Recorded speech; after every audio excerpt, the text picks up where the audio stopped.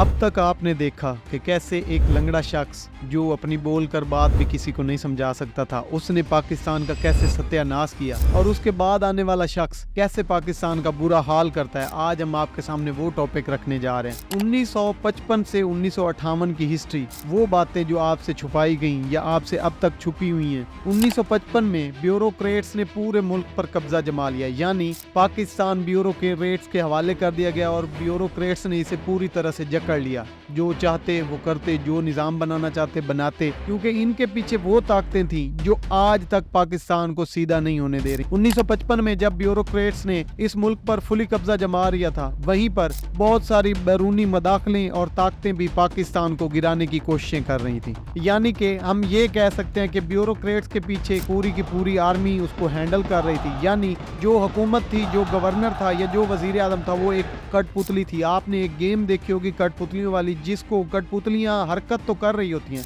लेकिन उनको नचाने वाला या उनको हिलाने वाला कोई और होता है। उनको धागों के जरिए या रस्सियों के जरिए कंट्रोल किया जाता है। इसी तरह इन ब्यूरोक्रेट्स को भी कंट्रोल किया जा रहा था। आइए जानते हैं आज इस कहानी में कि जब गवादर पाकिस्तान का हिस्सा बना तो पाकिस्तान के क्या हालात थे।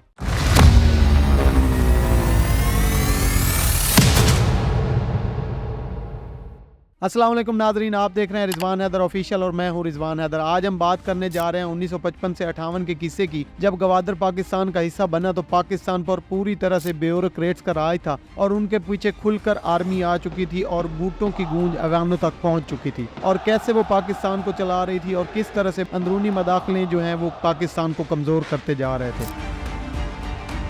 सिकंदर मिर्जा जो कि गवर्नर जनरल बने पाकिस्तान के, और वो चाहते थे कि उनका दोस्त भी अयूब खान, यानी कि अयूब खान उनके बहुत अच्छे दोस्त थे और वो चाहते थे कि अयूब खान भी इक़्तिदार में आ जाएं ताकि उनको लंबे अरसे तक कोई इक़्तिदार से निकाल ना सके। लेकिन ऐसा कहाँ पॉसिबल होता है। जिस अयूब खान ने मलिक गुलाम अली को निकाल दिया या उसको बैरून मुल्क भेज दिया, तो वो सिकंदर मिर्जा उनको क्या जानते थे। सिकंदर मिर्जा उनके लिए क्या थे, वो उनकी फूफी के बेटे तो थे नहीं जो उनको लगे रहने देते। और यहीं पर मैं आपको एक अहम चीज बताता चलूँ, सिकंदर मिर्जा मीर जाफिर के पड़पोते थे। ये वही मीर जाफिर था जिसने बंगाल में अंग्रेजों को रास्ता देने के लिए मुसलमान हुक्मरान नवाब सिराजुल दौला से गद्दारी की, यानी नस्ल दर नस्ल गद्दारी खून में शामिल थी। सिकंदर आजम का दौर मजाक बन गया तो उन्होंने 3 साल के अरसे में कम से कम 5 वजीर आजम बदले, यानी कि वजीर आजम की कुर्सी पाकिस्तान के लिए नहीं सिर्फ पूरी दुनिया के लिए एक मजाक बन चुकी थी। जो आता, अगर वो सुबह आया तो वो शाम को घर चला जाता, यानी कि पाकिस्तान में कोई रूल ऑफ लॉ नहीं था, क्योंकि अब तक पाकिस्तान का अपना कोई आइन नहीं था, कोई मसूदा नहीं था। तो 1935 के आइन के मुताबिक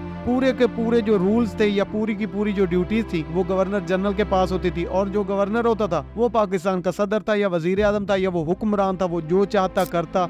इस 3 साल के अरसे में सबसे पहले जो वजीर आजम को हटाया गया वो मोहम्मद अली बोगरा थे, जिनको अमेरिका से बुलाकर पाकिस्तान के वो सफीर वहाँ पे तैनात थे, लेकिन मलिक गुलाम अली ने उनको बुलाकर वजीर आजम बनाया था, उनको भी उतार दिया गया। दूसरे नंबर पर आते हैं चौधरी मोहम्मद अली, जो 1955 से 1956 तक दौर वजीर आजम का उन्होंने संभाला, फिर उनको भी उतार दिया गया। उसके बाद हुसैन शाह सूरवी थे जो 1956 से 1957 तक पाकिस्तान के वजीर आजम रहे और उनको भी धक्के मार कर निकाल दिया गया। चौथे नंबर पर आए इब्राहिम इस्माइल चंदर, जो कि 1957 में वजीर आजम बने और 1957 में ही उनको निकाल दिया गया।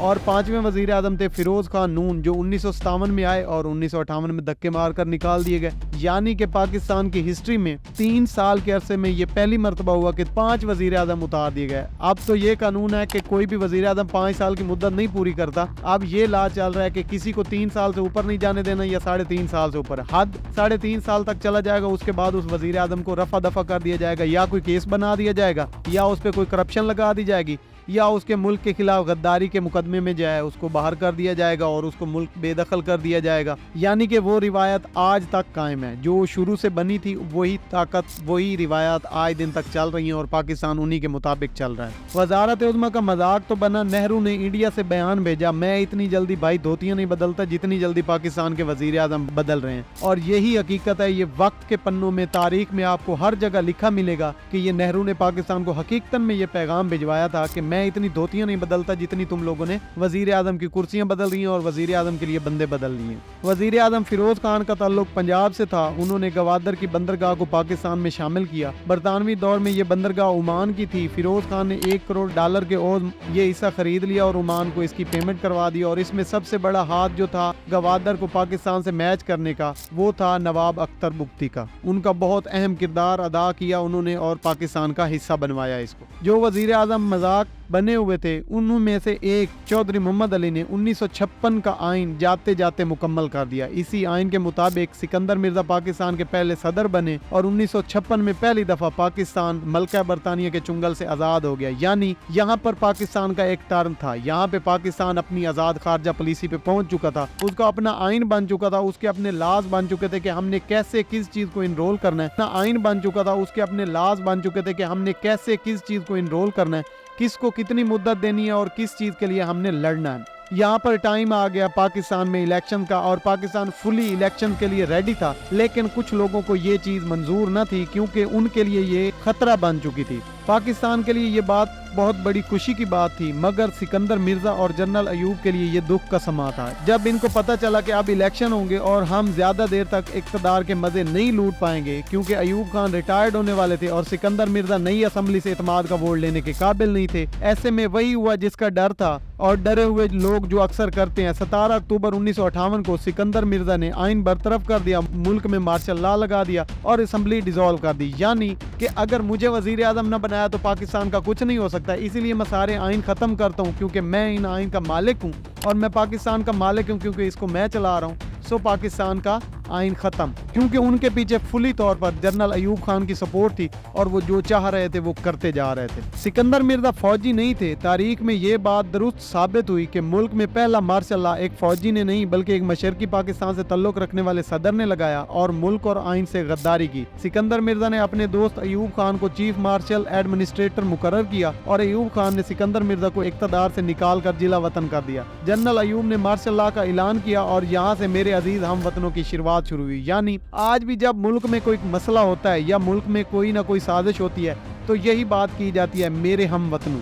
ये बात शुरू कहाँ से हो रही है? 17 अक्टूबर 1958 से और आज दिन तक नस्ल दर नस्ल चेहरे बदले हैं, कुर्सी वही रही है और लोग ये बातें हमें बताते आए हैं। असल में सिकंदर मिर्जा का भी इसमें बहुत बड़ा हाथ था क्योंकि जब शुजा नवाज अपनी किताब क्रॉस स्वार्ड में लिखते हैं कि जनरल अयूब को पाकिस्तान पर मुसल्लत करने वाले भी सिकंदर मिर्जा ही थे, क्योंकि जब अंग्रेज जनरल की जगह मकामी आर्मी चीफ बनाने की बात की जा रही थी तो सिकंदर मिर्जा सेक्रेटरी ऑफ दिफा थे। उन्होंने ही वजीर आजम को कायल किया और अयूब खान को जनरल बनाया। यानी कि जिस शख्स ने जनरल अयूब खान को जनरल बनाया, जनरल अयूब खान ने उसी का बेड़ा गर्क कर दिया और उससे मुल्क से बेदर कर दिया, यानी कि मुल्क से भी निकाल दिया गया। सिकंदर मिर्जा हमेशा ये समझते थे कि जनरल अयूब मेरे एहसानात के नीचे दबे रहेंगे और हमेशा मेरा साथ देंगे और मुझे भी इक़्तिदार के मजे लूटने देंगे और खुद भी मजे लूटते रहेंगे। लेकिन किस्मत को कुछ और मंजूर था। जो शख्स कपड़ों की तरह वजीर आजम बदल रहा था, एक मुल्क की आवाम की किस्मत का फैसला कर रहा था, सेकंडों में जो चाहता था वो करता था, उसको